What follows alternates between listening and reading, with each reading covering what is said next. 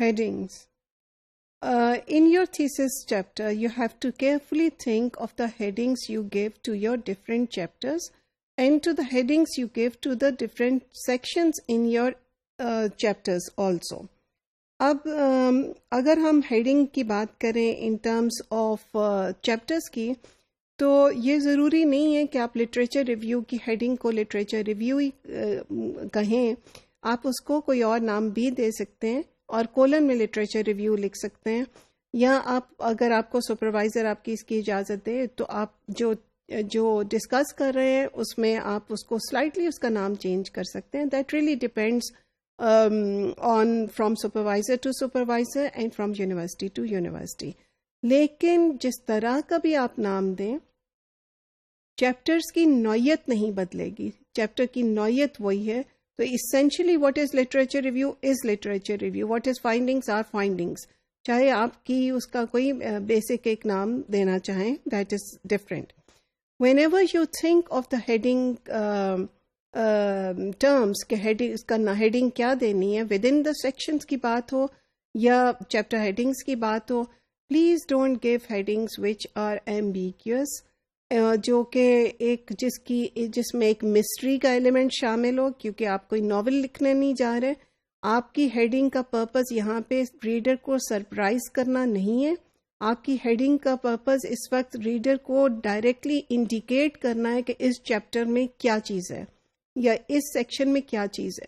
So think of clear headings, don't use long headings, چھوٹے key words use کریں، headings کو concise رکھیں، بالکل چھوٹا رکھیں. اینڈ یور ہیڈنگ جو ہے اٹ شوڈ انفارم دا کی پوائنٹ، اینڈ تاکہ اس کو پڑھ کے ڈفرینٹ ہیڈنگس کے نام پڑھ کے any one who is going through the table of contents can actually track the argument that you are making.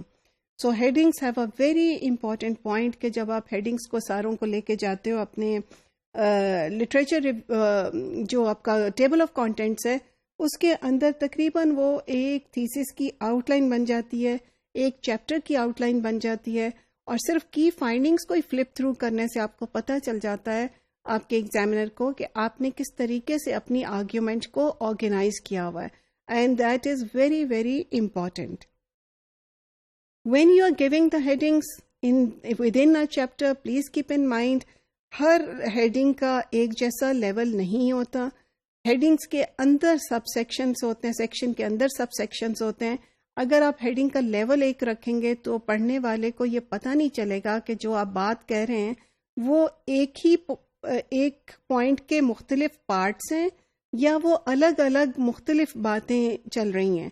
So be very careful کہ آپ اس میں کس طریقے سے اس کو ہائرارکی کس طرح سے اسٹیبلش کرتے ہیں. That hierarchy should be clearly seen visible through the use of different types of heading as per the APA style. اور APA style ہمیں یہ کہتا ہے کہ بہتر ہوتا ہے کہ ہر سیکشن کے اندر کوئی سب سیکشنز بھی ہوں اور سب سیکشنز میں ہیڈنگس ہوں. کہتے ہیں کہ دو سب سیکشن ہیڈنگس اس کے اندر ہونی چاہیے، لیکن these are not hard and fast rules at all. The only point is کہ اگر آپ سمجھتے ہیں کہ یہ ایک امپورٹنٹ پوائنٹ ہے تو اس کو ایک ہیڈنگ کے نیچے لا کے ڈسکس کریں، کیونکہ headings will attract the attention of your examiner. اس کو پتہ چل جائے گا کہ آپ نے یہ بات ڈسکس کی ہے اور اس طرح سے یہ لائن آف آرگیومنٹ چلتی ہے.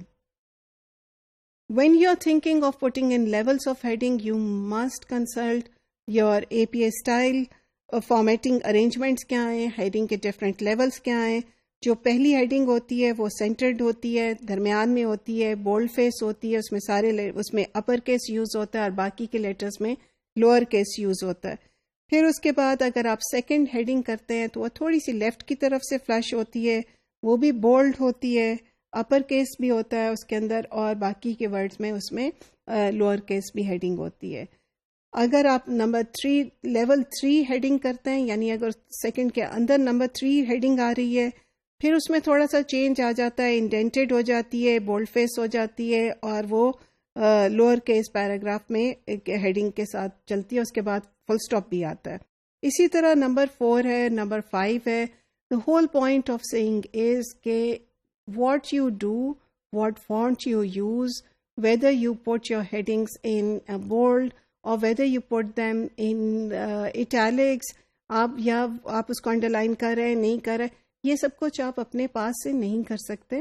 یہ اس کا ایک خاص قسم کا فارمیٹ ہوتا ہے شو کرنے کے لیے کہ کون سی ہیڈنگ مین ہے اور which are the headings which are subservient to that heading. And for that you must consult the APA style because that is the one that you would follow.